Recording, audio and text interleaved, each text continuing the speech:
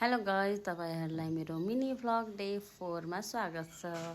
अब यसँगै बिहानको खाना पकाउन लागेको छु मैले। मम्मीले गाउँबाट आँप पठाइदिनु भएको थियो, त्यही काँचोलाई काटेर पिसेर अनि चटनी बनाएर खाने। आज एक बाइट यसो लिम भनेको त खट्टो रहेछ, म त अलि हेर्दाखेरि मिठो जस्तो लाग्यो तर खट्टो रहेछ। गरी खाना पकाइ पनि राखेको छु र भदैनीलाई पढाइ पनि राखेको छु। उसलाई एकाउन्ट क्लास लिइराखेको अहिले। अनि दिउँसोतिर आफ्नो घर सरसफाइ गर्ने भनेर सबै हाँगाहरू त्यो झाडी जे त्यो सब काटकुट पारे, रुखको हाँगाहरू छाटे, सरसफाइ गरेर पानीपुरी खाने भनेर हामी चाहिँ हिँड्यौँ गणेश मान चोकतिर। अब नजिक चाहिने ठेला बन्द थियो, त्यही भएर हामी अटोमा बसेर भए पनि गयौँ। वहाँ गएर चाहिँ पानीपुरी र चाट खायौँ हामीले। अनि पानीपुरी पनि मिठो थियो, अलिक पिरो बढी लाग्यो, त्यही पनि ठिकै छ, हल्का खाएँ मैले चाहिँ। अनि चाट खाएँ, बरु चाट चाहिँ मिठो लाग्यो मलाई।